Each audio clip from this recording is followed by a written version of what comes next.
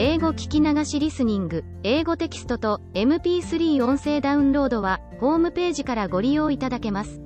88thpp.com 88thpp.com Chapter 6. Marilla makes up her mind. Get there they did, however, in due season. Mrs. Spencer lived in a big yellow house at White Sands Cove, and she came to the door with surprise and welcome mingled on her benevolent face. "Dear, dear," she exclaimed, "you're the last folks I was looking for today, but I'm real glad to see you. You'll put your horse in? And how are you, Anne?" "I'm as well as can be expected, thank you," said Anne smilelessly. A blight seemed to have descended on her. "I suppose we'll stay a little while to rest the mare," said Marilla, "but I promised Matthew I'd be home early. The fact is, Mrs. Spencer, there's been a queer mistake somewhere, and I've come over to see where it is. We send word, Matthew and I, for you to bring us a boy from the asylum. We told your brother Robert to tell you we wanted a boy 10 or 11 years old." "Marilla Cuthbert, you don't say so," said Mrs. Spencer in distress. "Why, Robert sent word down by his daughter Nancy and she said you wanted a girl, didn't she, Flora Jane?" Appealing to her daughter who had come out to the steps. "She certainly did, Miss Cuthbert," corroborated Flora Jane earnestly. "I'm dreadful sorry," said Mrs. Spencer. "It's too bad, but it certainly wasn't my fault, you see, Miss Cuthbert. I did the best I could and I thought I was following your instructions. Nancy is a terrible flighty thing. I've often had to scold her well for her heedlessness." "It was our own fault," said Marilla resignedly. "We should have come to you ourselves and not left an important message to be passed along by word of mouth in that fashion. Anyhow, the mistake has been made and the only thing to do is to set it right. Can we send the child back to the asylum? I suppose they'll take her back, won't they?" "I suppose so," said Mrs. Spencer thoughtfully, "but I don't think it will be necessary to send her back. Mrs. Peter Blewett was up here yesterday, and she was saying to me how much she wished she'd sent by me for a little girl to help her. Mrs. Peter has a large family, you know, and she finds it hard to get help. And will be the very girl for you. I call it positively providential." Marilla did not look as if she thought Providence had much to do with the matter. Here was an unexpectedly good chance to get this unwelcome orphan off her hands, and she did not even feel grateful for it. She knew Mrs. Peter Blewett only by sight as a small, shrewish-faced woman without an ounce of superfluous flesh on her bones. But she had heard of her. A terrible worker and driver, Mrs. Peter was said to be, and discharged servant girls told fearsome tales of her temper and stinginess, and her family of pert, quarrelsome children. Marilla felt a qualm of conscience at the thought of handing it over to her tender mercies. "Well, I'll go in and we'll talk the matter over," she said. "And if there isn't Mrs. Peter coming up the lane this blessed minute," exclaimed Mrs. Spencer, bustling her guests through the hall into the parlor, where a deadly chill struck on them as if the air had been strained so long through dark green, closely drawn blinds that it had lost every particle of warmth it had ever possessed. "That is real lucky, for we can settle the matter right away. Take the armchair, Miss Cuthbert. Anne, you sit here on the ottoman and don't wiggle. Let me take your hats. Flora Jane, go out and put the kettle on. Good afternoon, Mrs. Blewett. We were just saying how fortunate it was you happened along. Let me introduce you two ladies. Mrs. Blewett, Miss Cuthbert. Please excuse me for just a moment. I forgot to tell Flora Jane to take the buns out of the oven." Mrs. Spencer whisked away, after pulling up the blinds. And sitting mutely on the ottoman, with her hands clasped tightly in her lap, stared at Mrs. Blewett as one fascinated. Was she to be given into the keeping of this sharp-faced, sharp-eyed woman? She felt a lump coming up in her throat and her eyes smarted painfully. She was beginning to be afraid she couldn't keep the tears back when Mrs. Spencer returned, flushed and beaming, quite capable of taking any and every difficulty, physical, mental or spiritual, into consideration and settling it out of hand. "It seems there's been a mistake about this little girl, Mrs. Blewett," she said. "I was under the impression that Mr. and Miss Cuthbert wanted a little girl to adopt. I was certainly told so. But it seems it was a boy they wanted. So if you're still of the same mind you were yesterday, I think she'll be just the thing for you." Mrs. Blewett darted her eyes over Anne from head to foot. "How old are you and what's your name?" she demanded. "And Shirley," faltered the shrinking child, not daring to make any stipulations regarding the spelling thereof, "and I'm 11 years old." "Humphrey. You don't look as if there was much to you. But you're wiry." "I don't know, but the wiry ones are the best after all. Well, if I take you you'll have to be a good girl, you know, good and smart and respectful. I'll expect you to earn your keep, and no mistake about that. Yes, I suppose I might as well take her off your hands, Miss Cuthbert. The baby's awful fractious, and I'm clean worn out attending to him. If you like I can take her right home now. Marilla looked at Anne and softened at sight of the child's pale face with its look of mute misery, the misery of a helpless little creature who finds itself once more caught in the trap from which it had escaped. Marilla felt an uncomfortable conviction that, if she denied the appeal of that look, it would haunt her to her dying day. Moreover, she did not fancy Mrs. Blewett.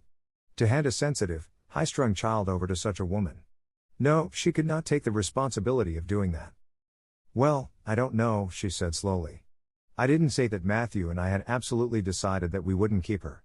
In fact, I may say that Matthew is disposed to keep her.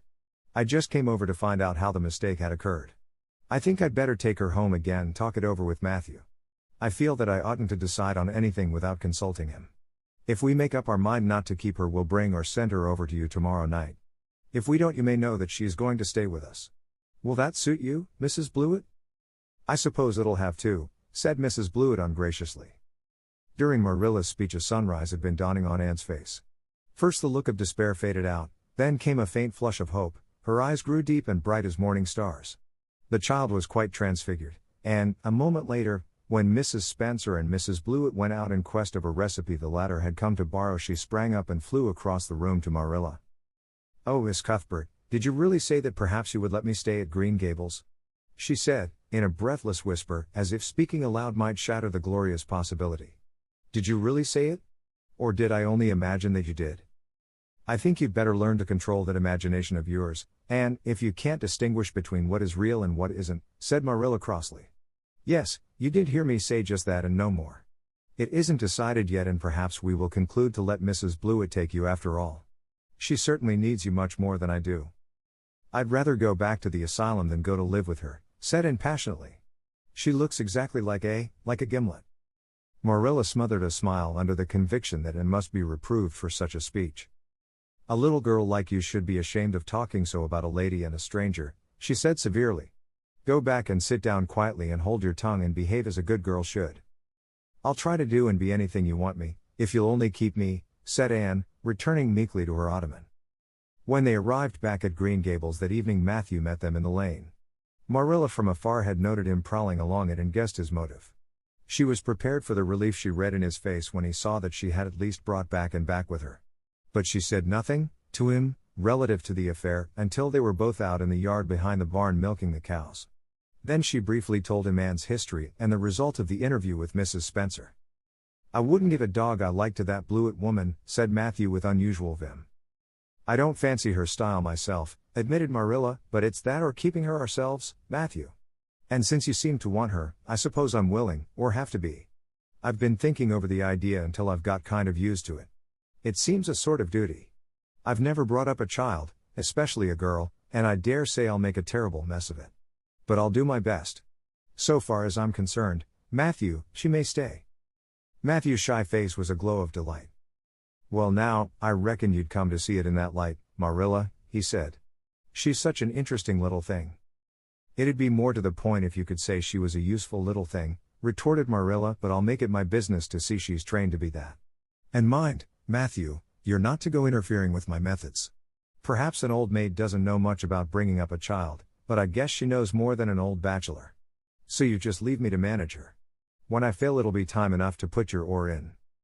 There, Marilla, you can have your own way, said Matthew reassuringly. Only be as good and kind to her as you can without spoiling her. I kind of think she's one of the sort you can do anything with if you only get her to love you. Marilla sniffed, to express her contempt for Matthew's opinions concerning anything feminine, and walked off to the dairy with the pails. I won't tell her tonight that she can stay, she reflected, as she strained the milk into the creamers. She'd be so excited that she wouldn't sleep a wink. Marilla Cuthbert, you're fairly in for it. Did you ever suppose you'd see the day when you'd be adopting an orphan girl? It's surprising enough, but not so surprising as that Matthew should be at the bottom of it, him that always seemed to have such a mortal dread of little girls. Anyhow, we've decided on the experiment and goodness only knows what will come of it. Chapter 7. And says her prayers. When Marilla took Anne up to bed that night she said stiffly. Now, Anne, I noticed last night that you threw your clothes all about the floor when you took them off. That is a very untidy habit, and I can't allow it at all. As soon as you take off any article of clothing, fold it neatly and place it on the chair. I haven't any use at all for little girls who aren't neat. I was so harrowed up in my mind last night that I didn't think about my clothes at all, said Anne. I'll fold them nicely tonight. They always made us do that at the asylum. Half the time, though, I'd forget. I'd be in such a hurry to get into bed nice and quiet and imagine things. You'll have to remember a little better if you stay here, admonished Marilla. There, that looks something like. Say your prayers now and get into bed. I never say any prayers, announced Anne. Marilla looked horrified astonishment. Why, Anne, what do you mean? Were you never taught to say your prayers? God always wants little girls to say their prayers. Don't you know who God is, Anne? God is a spirit, infinite, eternal and unchangeable, in his being, wisdom, power, holiness, justice, goodness, and truth, responded Anne promptly and glibly. Marilla looked rather relieved. So you do know something then, thank goodness. You're not quite a heathen. Where did you learn that? Oh, at the Asylum Sunday School. They made us learn the whole catechism. I liked it pretty well. There's something splendid about some of the words. Infinite, eternal and unchangeable. Isn't that grand? It has such a roll to it, just like a big organ playing. You couldn't quite call it poetry, I suppose, but it sounds a lot like it, doesn't it? We're not talking about poetry, Anne, we are talking about saying your prayers. Don't you know it's a terrible wicked thing not to say your prayers every night? I'm afraid you are a very bad little girl. You'd find it easier to be bad than good if you had red hair, said Anne reproachfully. People who haven't red hair don't know what trouble is. Mrs. Thomas told me that God made my hair red on purpose, and I've never cared about him since. And anyhow I'd always be too tired at night to bother saying prayers. People who have to look after twins can't be expected to say their prayers. Now, do you honestly think they can? Marilla decided that Anne's religious training must be begun at once. Plainly there was no time to be lost.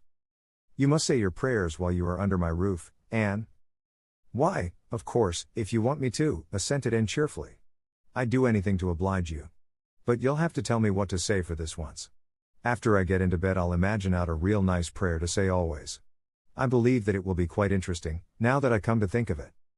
You must kneel down, said Marilla in embarrassment. Anne knelt at Marilla's knee and looked up gravely. Why must people kneel down to pray? If I really wanted to pray I'll tell you what I'd do. I'd go out into a great big field all alone or into the deep, deep woods, and I'd look up into the sky, up, into that lovely blue sky that looks as if there was no end to its blueness. And then I'd just feel a prayer. Well, I'm ready. What am I to say? Marilla felt more embarrassed than ever. She had intended to teach in the childish classic, Now I Lay Me Down to Sleep. But she had, as I have told you, the glimmerings of a sense of humor, which is simply another name for a sense of fitness of things, and it suddenly occurred to her that that simple little prayer, sacred to white-robed childhood lisping at motherly knees, was entirely unsuited to this freckled witch of a girl who knew and cared nothing about God's love, since she had never had it translated to her through the medium of human love. You're old enough to pray for yourself, Anne, she said finally. Just thank God for your blessings and ask him humbly for the things you want. Well, I'll do my best, promised Anne, burying her face in Marilla's lap. Gracious Heavenly Father, that's the way the ministers say it in church, so I suppose it's all right in private prayer, isn't it? She interjected, lifting her head for a moment. Gracious Heavenly Father, I thank thee for the white way of delight and the lake of shining waters and Bonnie and the Snow Queen. I'm really extremely grateful for them. And that's all the blessings I can think of just now to thank thee for. As for the things I want, they're so numerous that it would take a great deal of time to name them all, so I will only mention the two most important. Please let me stay at Green Gables, and please let me be good-looking when I grow up. I remain, yours respectfully, and Shirley. There, did I do all right? She asked eagerly, getting up. I could have made it much more flowery if I'd had a little more time to think it over. Poor Marilla was only preserved from complete collapse by remembering that it was not irreverence, but simply spiritual ignorance on the part of Anne that was responsible for this extraordinary petition. She tucked the child up in bed, mentally vowing that she should be taught a prayer the very next day, and was leaving the room with the light when Anne called her back. I've just thought of it now. I should have said, Amen in place of yours respectfully, shouldn't I? The way the ministers do. I'd forgotten it, but I felt a prayer should be finished off in some way, so I put in the other. Do you suppose it will make any difference? I don't suppose it will, said Marilla. Go to sleep now like a good child. Good night. I can only say good night tonight with a clear conscience, said Anne, cuddling luxuriously down among her pillows. Marilla retreated to the kitchen, set the candle firmly on the table, and glared at Matthew. Matthew Cuthbert, it's about time somebody adopted that child and taught her something. She's next door to a perfect heathen. Will you believe that she never said a prayer in her life till tonight? I'll send her to the manse tomorrow and borrow the Peep of the Day series, that's what I'll do. And she shall go to Sunday school just as soon as I can get some suitable clothes made for her. I foresee that I shall have my hands full. Well, we can't get through this world without our share of trouble. I've had a pretty easy life of it so far, but my time has come at last and I suppose I'll just have to make the best of it. Chapter 8. Anne's bringing up has begun. For reasons best known to herself, Marilla did not tell Anne that she was to stay at Green Gables until the next afternoon. During the forenoon she kept the child busy with various tasks and watched over her with a keen eye while she did them. By noon she had concluded that Anne was smart and obedient, willing to work and quick to learn. Her most serious shortcoming seemed to be a tendency to fall into daydreams in the middle of a task and forget all about it until such time as she was sharply recalled to earth by a reprimand or a catastrophe. When Anne had finished washing the dinner dishes she suddenly confronted Marilla with the air and expression of one desperately determined to learn the worst. Her thin little body trembled from head to foot, her face flushed and her eyes dilated until they were almost black. She clasped her hands tightly and said in an imploring voice, "Oh, please, Miss Cuthbert, won't you tell me if you are going to send me away or not? I've tried to be patient all the morning, but I really feel that I cannot bear not knowing any longer. It's a dreadful feeling. Please tell me." "You haven't scalded the dishcloth in clean hot water as I told you to do," said Marilla immovably. "Just go and do it before you ask any more questions, Anne." Anne went and attended to the dishcloth. Then she returned to Marilla and fastened imploring eyes of the latter's face. "Well," said Marilla, unable to find any excuse for deferring her explanation longer, "I suppose I might as well tell you. Matthew and I have decided to keep you, that is, if you will try to be a good little girl and show yourself grateful." "Why, child, whatever is the matter?" "I'm crying," said Anne in a tone of bewilderment. "I can't think why. I'm glad as glad can be. Oh, glad doesn't seem the right word at all. I was glad about the white way and the cherry blossoms, but this. Oh, it's something more than glad. I'm so happy. I'll try to be so good. It will be uphill work, I expect, for Mrs. Thomas often told me I was desperately wicked. However, I'll do my very best. But can you tell me why I'm crying?" "I suppose it's because you're all excited and worked up," said Marilla disapprovingly. "Sit down on that chair and try to calm yourself. I'm afraid you both cry and laugh far too easily. Yes, you can stay here and we will try to do right by you. You must go to school, but it's only a fortnight till vacation so it isn't worthwhile for you to start before it opens again in September." "What am I to call you?" asked Anne. "Shall I always say Miss Cuthbert? Can I call you Aunt Marilla?" "No, you'll call me just plain Marilla. I'm not used to being called Miss Cuthbert and it would make me nervous." "It sounds awfully disrespectful to just say Marilla," protested Anne. "I guess there'll be nothing disrespectful in it if you're careful to speak respectfully. Everybody, young and old, in Avonlea calls me Marilla except the minister. He says Miss Cuthbert, when he thinks of it." "I'd love to call you Aunt Marilla," said Anne wistfully. "I've never had an aunt or any relation at all, not even a grandmother. It would make me feel as if I really belonged to you. Can I call you Aunt Marilla?" "No. I'm not your aunt and I don't believe in calling people names that don't belong to them. But we could imagine you were my aunt." "I couldn't," said Marilla grimly. "Do you never imagine things different from what they really are?" asked Anne wide-eyed. "No." "Oh." And drew a long breath. "Oh, Miss Marilla, how much you miss."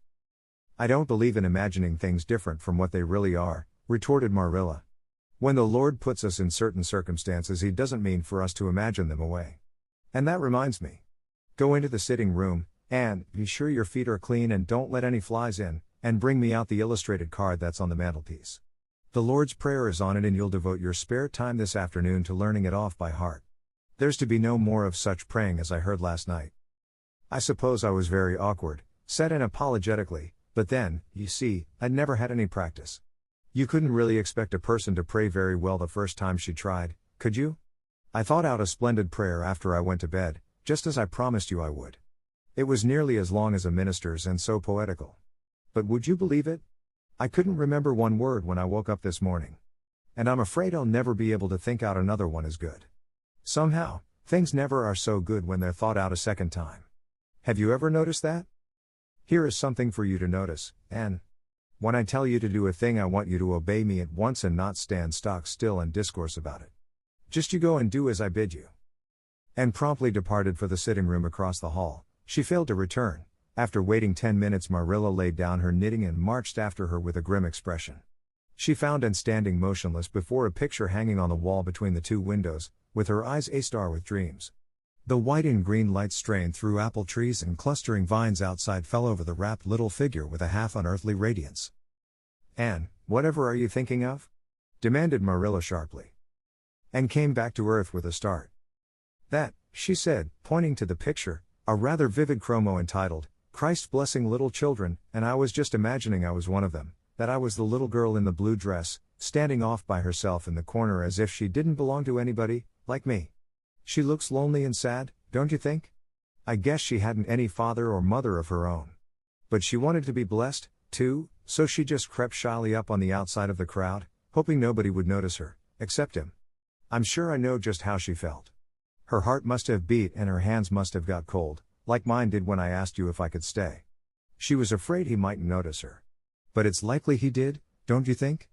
I've been trying to imagine it all out, her edging a little nearer all the time until she was quite close to him, and then he would look at her and put his hand on her hair and oh, such a thrill of joy as would run over her. But I wish the artist hadn't painted him so sorrowful looking. All his pictures are like that, if you've noticed. But I don't believe he could really have looked so sad or the children would have been afraid of him. "Anne," said Marilla, wondering why she had not broken into this speech long before, "you shouldn't talk that way. It's irreverent, positively irreverent." Anne's eyes marveled. "Why, I felt just as reverent as could be. I'm sure I didn't mean to be irreverent." "Well, I don't suppose you did, but it doesn't sound right to talk so familiarly about such things.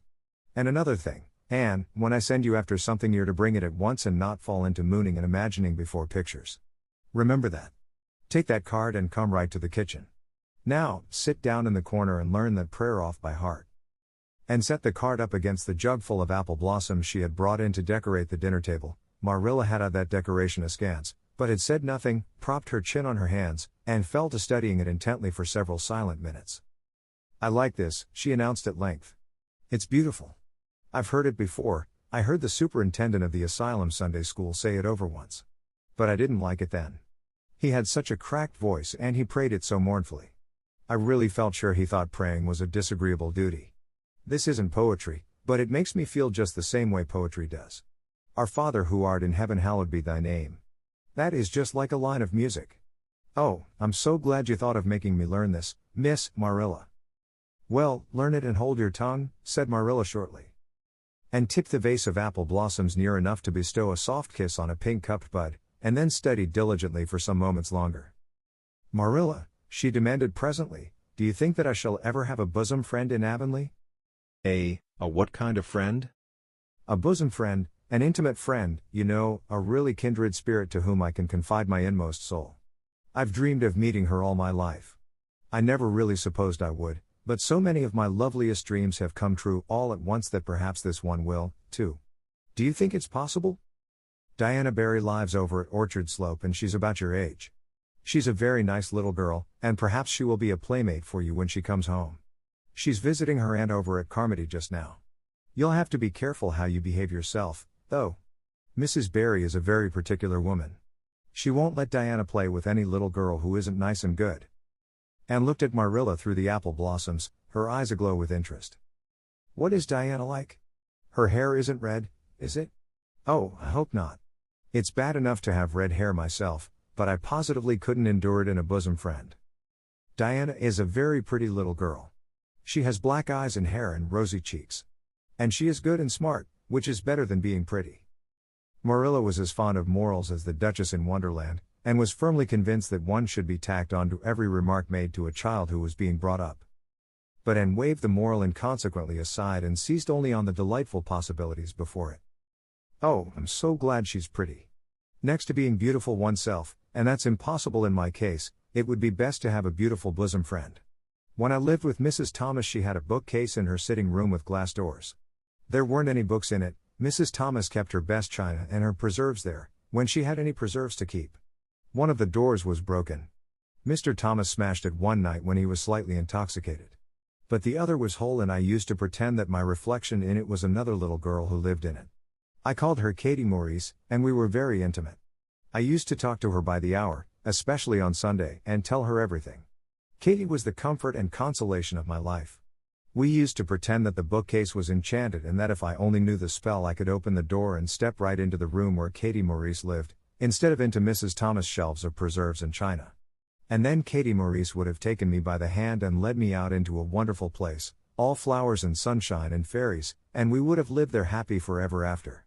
When I went to live with Mrs. Hammond, it just broke my heart to leave Katie Maurice. She felt it dreadfully too, I know she did, for she was crying when she kissed me goodbye through the bookcase door. There was no bookcase at Mrs. Hammond's. But just up the river a little way from the house there was a long green little valley, and the loveliest echo lived there. It echoed back every word you said, even if you didn't talk a bit loud.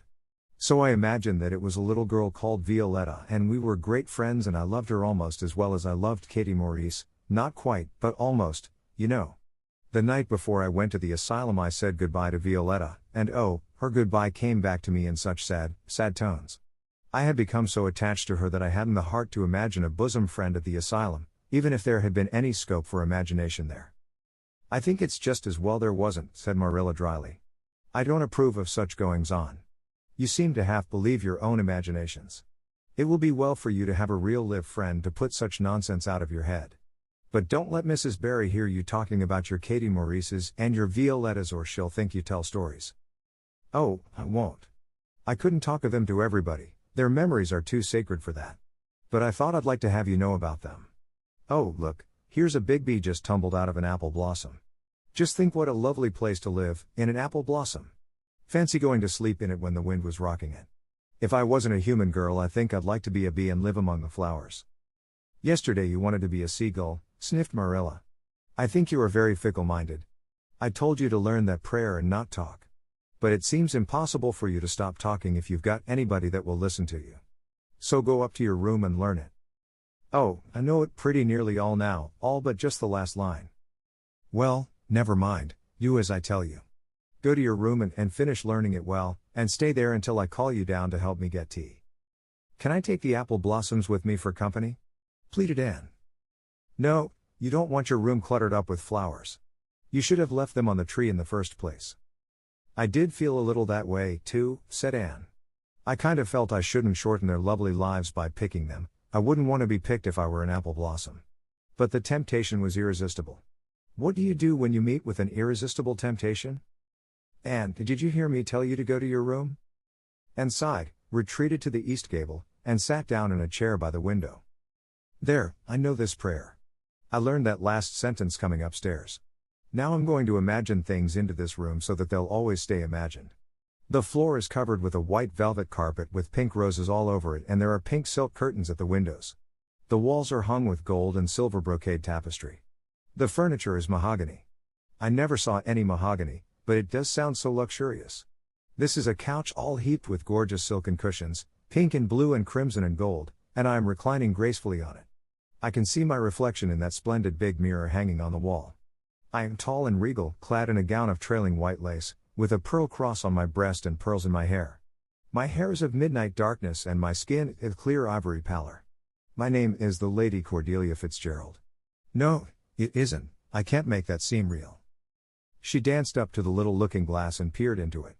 Her pointed freckled face and solemn gray eyes peered back at her. You're only Anne of Green Gables, she said earnestly, and I see you, just as you are looking now, whenever I try to imagine I'm the Lady Cordelia. But it's a million times nicer to be Anne of Green Gables than Anne of Nowhere in particular, isn't it? She bent forward, kissed her reflection affectionately, and betook herself to the open window. Dear Snow Queen, good afternoon. And good afternoon, dear birches down in the hollow. And good afternoon, dear gray house up on the hill. I wonder if Diana is to be my bosom friend. I hope she will, and I shall love her very much. But I must never quite forget Katie Maurice and Violetta. They would feel so hurt if I did, and I'd hate to hurt anybody's feelings, even a little bookcase girl's or a little echo girl's. I must be careful to remember them and send them a kiss every day. And blew a couple of airy kisses from her fingertips past the cherry blossoms and then, with her chin in her hands, drifted luxuriously out on a sea of daydreams. Chapter 9. Mrs. Rachel Lynde is properly horrified. Anne had been a fortnight at Green Gables before Mrs. Lynde arrived to inspect her. Mrs. Rachel, to do her justice, was not to blame for this. A severe and unseasonable attack of grippe had confined the good lady to her house ever since the occasion of her last visit to Green Gables. Mrs. Rachel was not often sick and had a well-defined contempt for people who were, but grippe, she asserted, was like no other illness on earth and could only be interpreted as one of the special visitations of Providence. As soon as her doctor allowed her to put her foot out of doors, she hurried up to Green Gables, bursting with curiosity to see Matthew and Marilla's orphan, concerning whom all sorts of stories and suppositions had gone abroad in Avonlea, and had made good use of every waking moment of that fortnight. Already she was acquainted with every tree and shrub about the place.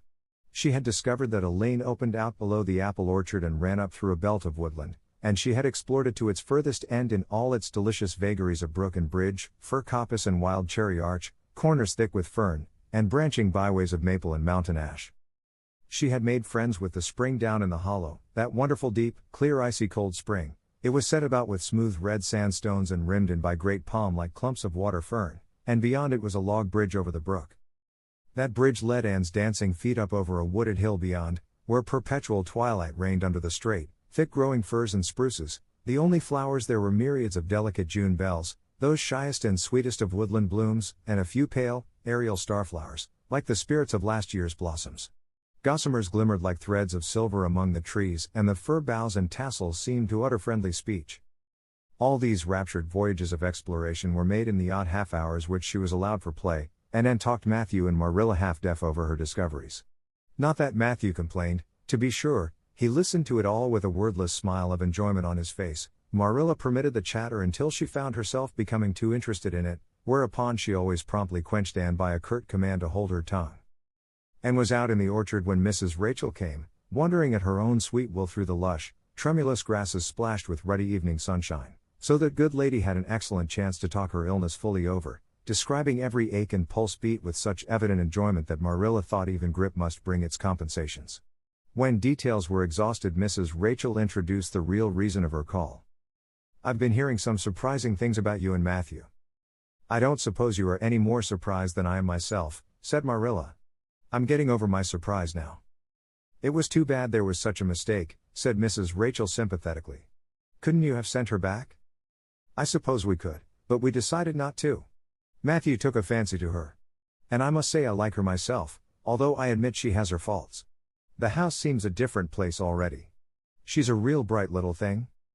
Marilla said more than she had intended to say when she began, for she read disapproval in Mrs. Rachel's expression. "It's a great responsibility you've taken on yourself," said that lady gloomily, "especially when you've never had any experience with children. You don't know much about her or her real disposition, I suppose, and there's no guessing how a child like that will turn out. But I don't want to discourage you, I'm sure, Marilla." "I'm not feeling discouraged," was Marilla's dry response. "When I make up my mind to do a thing it stays made up. I suppose you'd like to see Anne. I'll call her in." Anne came running in presently, her face sparkling with the delight of her orchard rovings, but, abashed at finding the delight herself in the unexpected presence of a stranger, she halted confusedly inside the door. She certainly was an odd-looking little creature in the short tight wincey dress she had worn from the asylum, below which her thin legs seemed ungracefully long. Her freckles were more numerous and obtrusive than ever, the wind had ruffled her hatless hair into over-brilliant disorder. It had never looked redder than at that moment. "Well, they didn't pick you for your looks, that's sure and certain," was Mrs. Rachel Lynde's emphatic comment. Mrs. Rachel was one of those delightful and popular people who pride themselves on speaking their mind without fear or favor. "She's terrible skinny and homely, Marilla. Come here, child, and let me have a look at you. Lawful heart, did anyone ever see such freckles? And hair as red as carrots. Come here, child, I say." And came there, but not exactly as Mrs. Rachel expected. With one bound she crossed the kitchen floor and stood before Mrs. Rachel, her face scarlet with anger, her lips quivering, and her whole slender form trembling from head to foot. "I hate you," she cried in a choked voice, stamping her foot on the floor. "I hate you, I hate you, I hate you," a louder stamp with each assertion of hatred. "How dare you call me skinny and ugly? How dare you say I'm freckled and red-headed? You are a rude, impolite, unfeeling woman." "Anne," exclaimed Marilla in consternation. But Anne continued to face Mrs. Rachel undauntedly, head up, eyes blazing, hands clenched, passionate indignation exhaling from her like an atmosphere. "How dare you say such things about me?" she repeated vehemently. "How would you like to have such things said about you? How would you like to be told that you are fat and clumsy and probably hadn't a spark of imagination in you? I don't care if I do hurt your feelings by saying so. I hope I hurt them. You have hurt mine worse than they were ever hurt before, even by Mrs. Thomas' intoxicated husband. And I'll never forgive you for it, never, never." Stamp. Stamp. "Did anybody ever see such a temper?" exclaimed the horrified Mrs. Rachel. "And go to your room and stay there until I come up," said Marilla, recovering her powers of speech with difficulty. Anne, bursting into tears, rushed to the hall door, slammed it until the tins on the porch wall outside rattled in sympathy, and fled through the hall and up the stairs like a whirlwind. A subdued slam above told that the door of the east gable had been shut with equal vehemence. "Well, I don't envy you your job bringing that up, Marilla," said Mrs. Rachel with unspeakable solemnity. Marilla opened her lips to say she knew not what of apology or deprecation. What she did say was a surprise to herself then and ever afterwards. "You shouldn't have twitted her about her looks, Rachel." "Marilla Cuthbert, you don't mean to say that you are upholding her in such a terrible display of temper as we've just seen?" demanded Mrs. Rachel indignantly. "No," said Marilla slowly, "I'm not trying to excuse her. She's been very naughty and I'll have to give her a talking to about it. But we must make allowances for her. She's never been taught what is right. And you were too hard on her, Rachel." Marilla could not help tacking on that last sentence, although she was again surprised at herself for doing it. Mrs. Rachel got up with an air of offended dignity. "Well, I see that I'll have to be very careful what I say after this, Marilla, since the fine feelings of orphans, brought from goodness knows where, have to be considered before anything else. Oh no, I'm not vexed, don't worry yourself. I'm too sorry for you to leave any room for anger in my mind. You'll have your own troubles with that child. But if you'll take my advice, which I suppose you won't do, although I've brought up 10 children and buried 2, you'll do that talking to you mention with a fair-sized birch switch. I should think that would be the most effective language for that kind of a child. Her temper matches her hair, I guess. Well, good evening, Marilla. I hope you'll come down to see me often as usual. But you can't expect me to visit here again in a hurry, if I'm liable to be flown at and insulted in such a fashion. It's something new in my experience." Whereat Mrs. Rachel swept out in a way, if a fat woman who always waddled could be said to sweep away, and Marilla with a very solemn face betook herself to the east gable. On the way upstairs she pondered uneasily as to what she ought to do. She felt no little dismay over the scene that had just been enacted. How unfortunate that Anne should have displayed such temper before Mrs. Rachel Lynde, of all people. Then Marilla suddenly became aware of an uncomfortable and rebuking consciousness that she felt more humiliation over this than sorrow over the discovery of such a serious defect in Anne's disposition. And how was she to punish her? The amiable suggestion of the birch switch, to the efficiency of which all of Mrs. Rachel's own children could have borne smarting testimony, did not appeal to Marilla. She did not believe she could whip a child. No, some other method of punishment must be found to bring Anne to a proper realization of the enormity of her offense. Marilla found Anne face downward on her bed, crying bitterly, quite oblivious of muddy boots on a clean counterpane. "Anne," she said not ungently. No answer. "Anne," with greater severity, "get off that bed this minute and listen to what I have to say to you." Anne squirmed off the bed and sat rigidly on a chair beside it, her face swollen and tear-stained and her eyes fixed stubbornly on the floor. "This is a nice way for you to behave. Anne. Aren't you ashamed of yourself?" "She hadn't any right to call me ugly and red-headed," retorted Anne, evasive and defiant. "You hadn't any right to fly into such a fury and talk the way you did to her, Anne. I was ashamed of you, thoroughly ashamed of you. I wanted you to behave nicely to Mrs. Lynde, and instead of that you have disgraced me. I'm sure I don't know why you should lose your temper like that just because Mrs. Lynde said you were red-haired and homely. You say it yourself often enough." "Oh, but there's such a difference between saying a thing yourself and hearing other people say it," wailed Anne. "You may know a thing is so, but you can't help hoping other people don't quite think it is. I suppose you think I have an awful temper, but I couldn't help it. When she said those things something just rose right up in me and choked me. I had to fly out at her. Well, you made a fine exhibition of yourself, I must say. Mrs. Lynde will have a nice story to tell about you everywhere, and she'll tell it, too. It was a dreadful thing for you to lose your temper like that, Anne. Just imagine how you would feel if somebody told you to your face that you were skinny and ugly," pleaded Anne tearfully. An old remembrance suddenly rose up before Marilla. She had been a very small child when she had heard one aunt say of her to another, "What a pity she is such a dark, homely little thing." Marilla was every day of 50 before the sting had gone out of that memory. "I don't say that I think Mrs. Lynde was exactly right in saying what she did to you," and she admitted in a softer tone. "Rachel is too outspoken. But that is no excuse for such behavior on your part. She was a stranger and an elderly person and my visitor, all three very good reasons why you should have been respectful to her. You were rude and saucy and Marilla had a saving inspiration of punishment. You must go to her and tell her you are very sorry for your bad temper and ask her to forgive you." "I can never do that," said Anne determinedly and darkly. "You can punish me in any way you like, Marilla. You can shut me up in a dark, damp dungeon inhabited by snakes and toads and feed me only on bread and water and I shall not complain. But I cannot ask Mrs. Lynde to forgive me." "We're not in the habit of shutting people up in dark damp dungeons," said Marilla dryly, "especially as they're rather scarce in Avonlea. But apologize to Mrs. Lynde you must and shall, and you'll stay here in your room until you can tell me you're willing to do it." "I shall have to stay here forever then," said Anne mournfully, "because I can't tell Mrs. Lynde I'm sorry I said those things to her." "How can I? I'm not sorry. I'm sorry I've vexed you, but I'm glad I told her just what I did. It was a great satisfaction.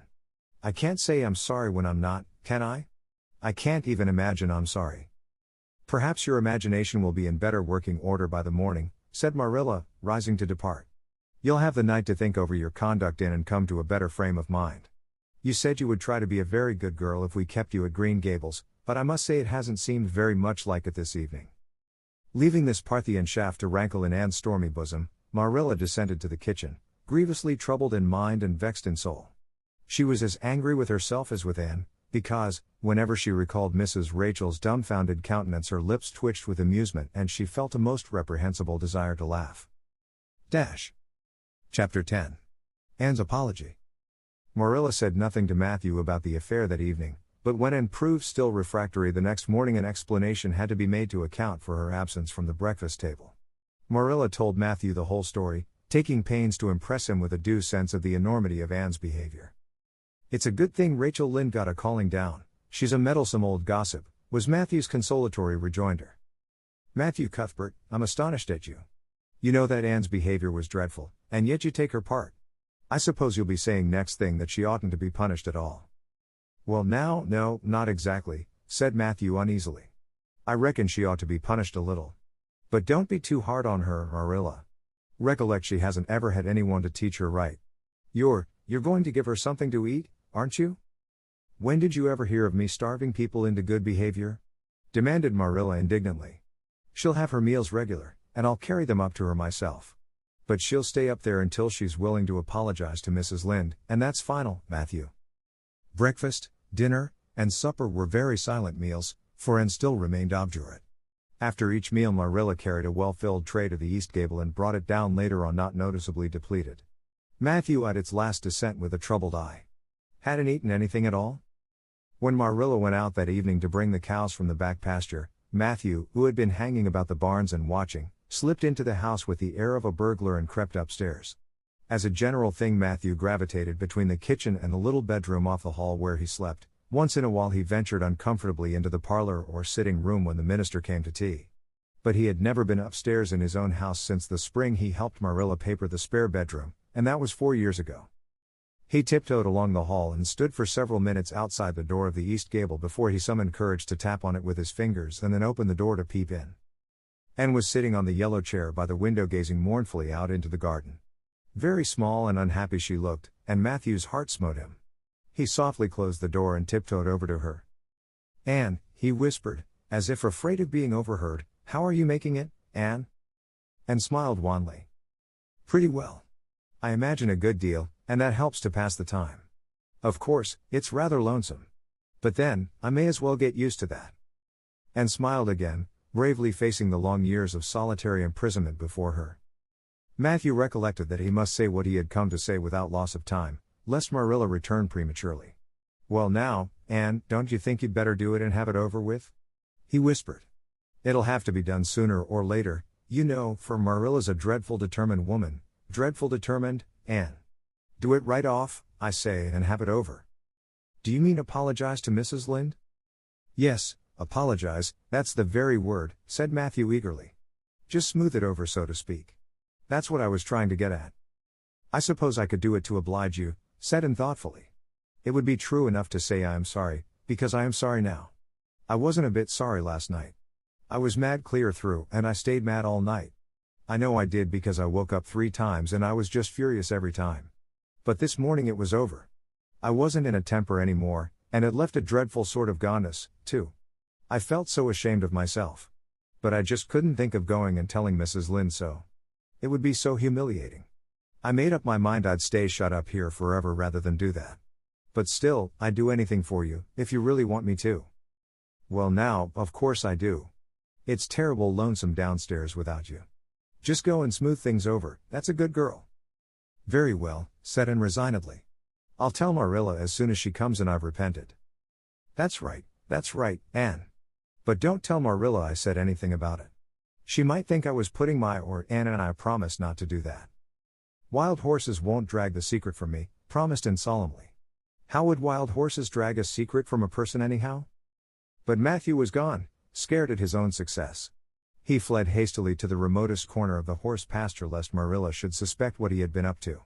Marilla herself, upon her return to the house, was agreeably surprised to hear a plaintive voice calling Marilla over the banisters. Well, she said, going into the hall. I'm sorry I lost my temper and said rude things, and I'm willing to go and tell Mrs. Lynde so. Very well. Marilla's crispness gave no sign of her relief. She had been wondering what under the canopy she should do if Anne did not give in. I'll take you down after milking. Accordingly, after milking, behold Marilla and Anne walking down the lane, the former erect and triumphant, the latter drooping and dejected. But halfway down Anne's dejection vanished as if by enchantment.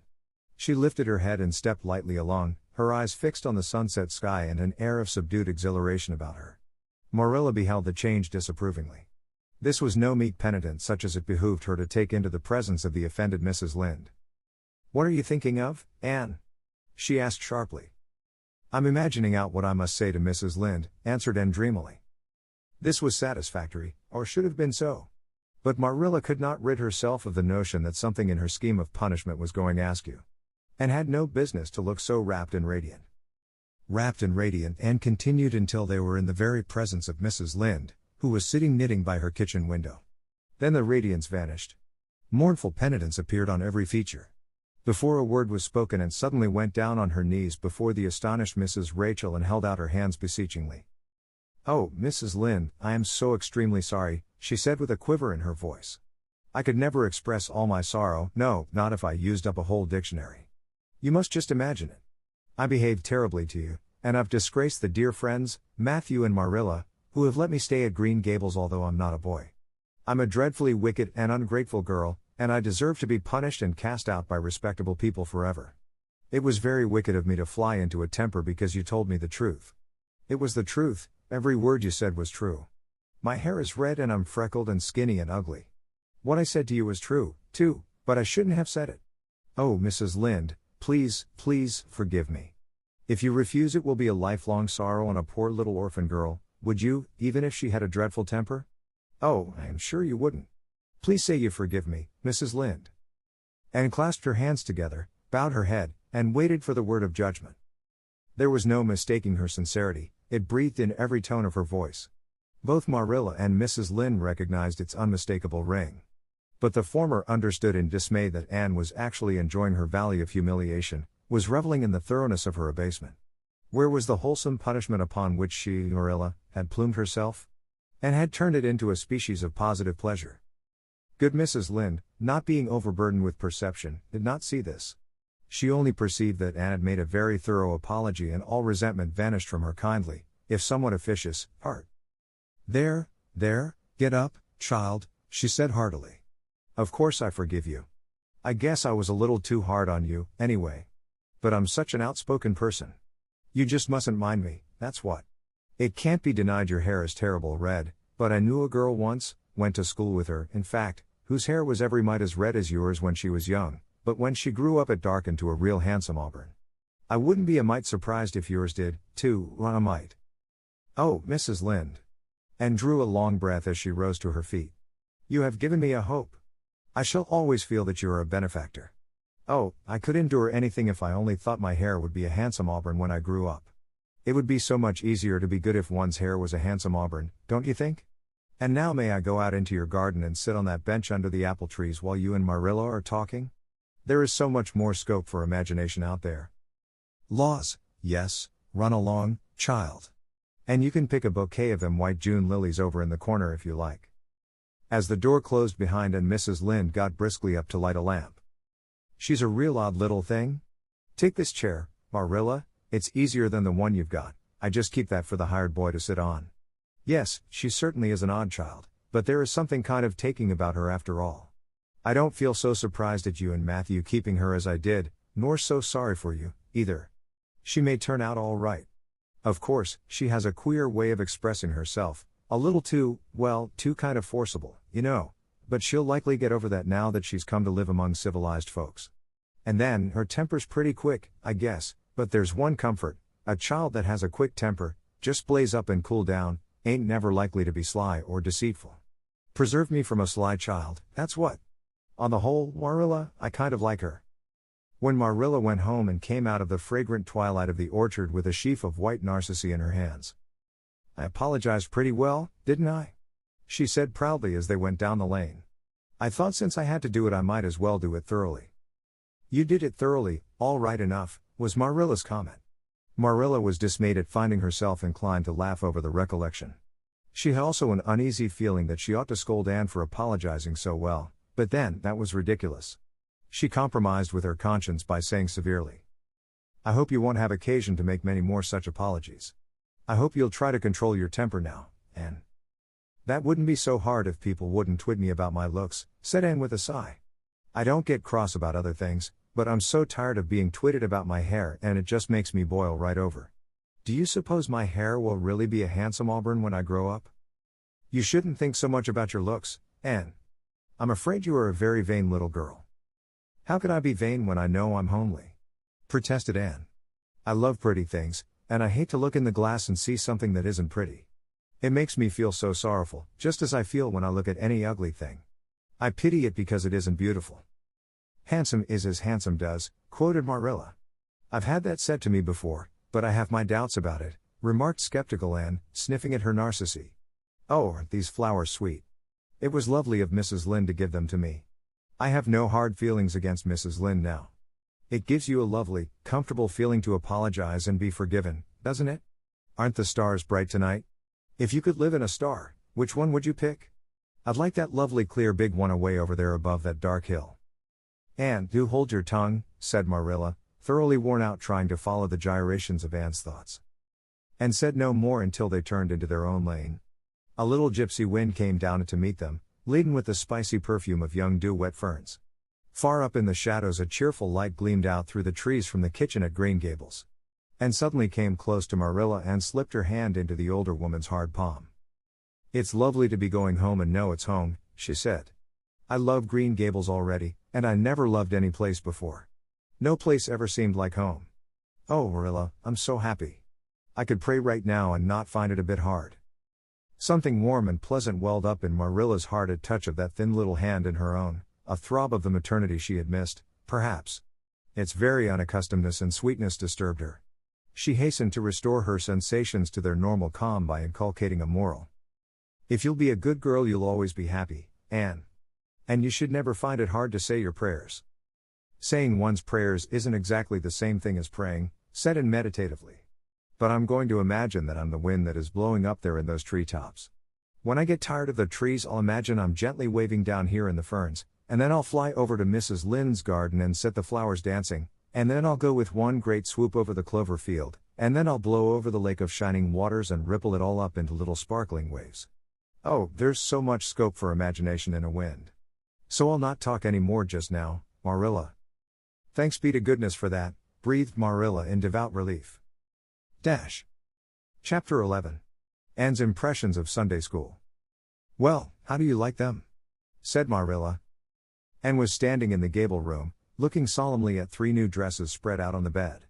One was of snuffy-colored gingham which Marilla had been tempted to buy from a peddler the preceding summer because it looked so serviceable. One was of black and white checkered sateen which she had picked up at a bargain counter in the winter, And one was a stiff print of an ugly blue shade which she had purchased that week at a Carmody store. She had made them up herself, and they were all made alike: plain skirts fold tightly to plain waists, with sleeves as plain as waist and skirt and tight as sleeves could be. "I'll imagine that I like them," said Anne soberly. "I don't want you to imagine it," said Marilla, offended. "Oh, I can see you don't like the dresses. What is the matter with them? Aren't they neat and clean and new?" "Yes." "Then why don't you like them?" They're not pretty," said Anne reluctantly. "Pretty?" Marilla sniffed. "I didn't trouble my head about getting pretty dresses for you. I don't believe in pampering vanity, Anne, I'll tell you that right off. Those dresses are good, sensible, serviceable dresses, without any frills or furbelows about them, and they're all you'll get this summer. The brown gingham and the blue print will do you for school when you begin to go. The sateen is for church and Sunday school. I'll expect you to keep them neat and clean and not to tear them. I should think you'd be grateful to get most anything after those skimpy wincey things you've been wearing." "Oh, I am grateful," protested Anne. "But I'd be ever so much gratefuler if you'd made just one of them with puffed sleeves.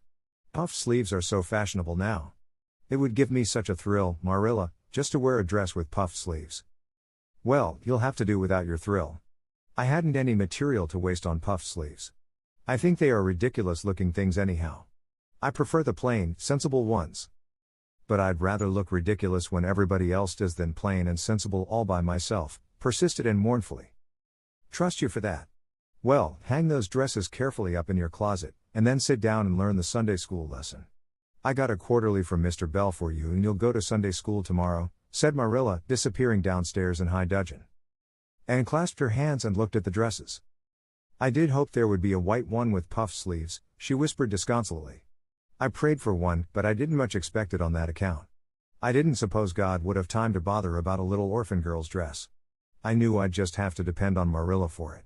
Well, fortunately I can imagine that one of them is of snow-white muslin with lovely lace frills and 3 puffed sleeves."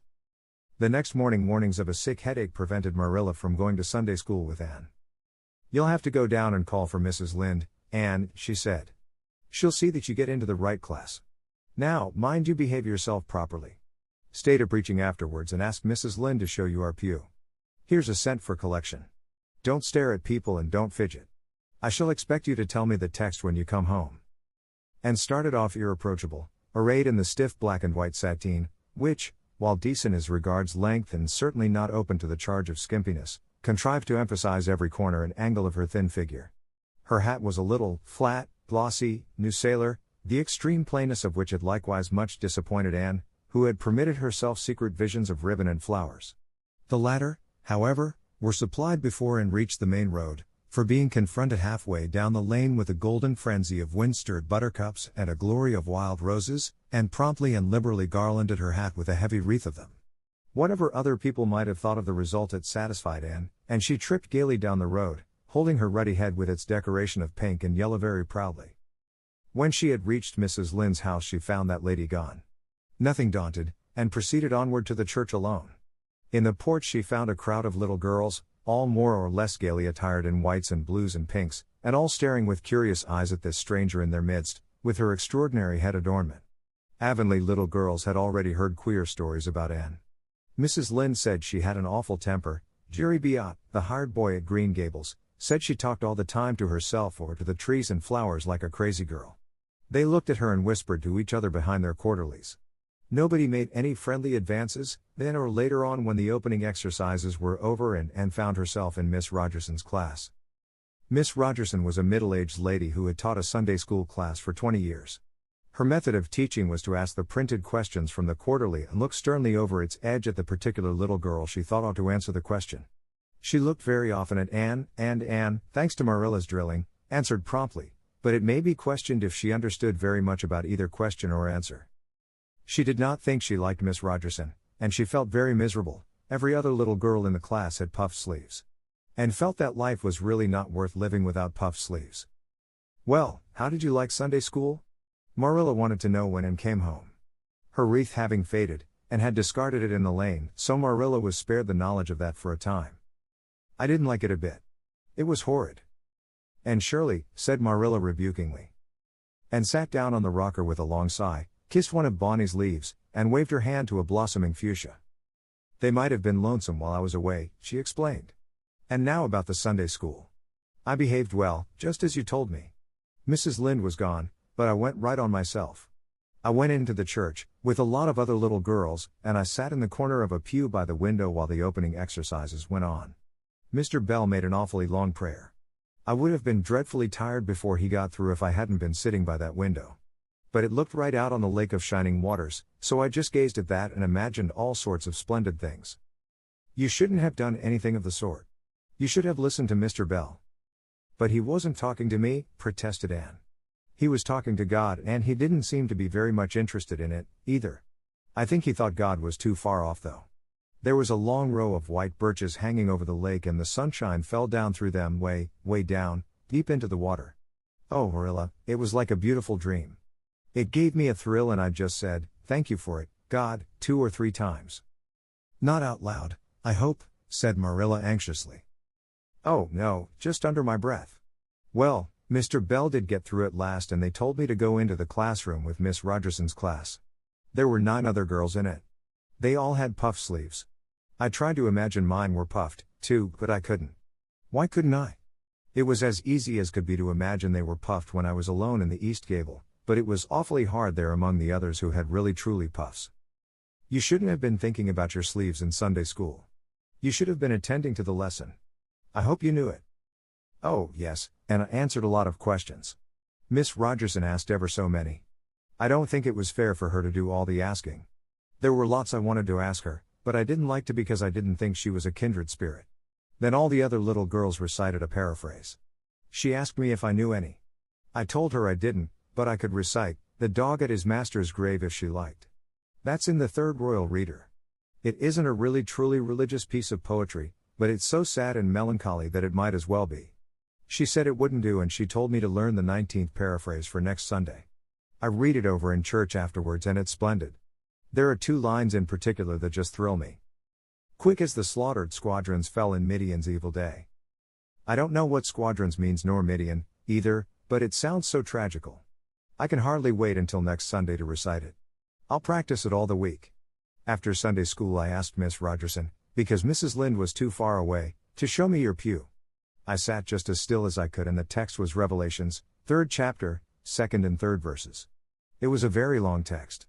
If I was a minister I'd pick the short, snappy ones. The sermon was awfully long too. I suppose the minister had to match it to the text. I didn't think he was a bit interesting. The trouble with him seems to be that he hasn't enough imagination. I didn't listen to him very much. I just let my thoughts run and I thought of the most surprising things. Marilla felt helplessly that all this should be sternly reproved, but she was hampered by the undeniable fact that some of the things Anne had said, especially about the minister's sermons and Mr. Bell's prayers, were what she herself had really thought deep down in her heart for years, but had never given expression to. It almost seemed to her that those secret, unuttered, critical thoughts had suddenly taken visible and accusing shape and form in the person of this outspoken morsel of neglected humanity. 物語の続きはホームページからお聞きいただけます。また、テキスト、MP3 ダウンロードも合わせてご利用ください。88thpp.com 88thpp.com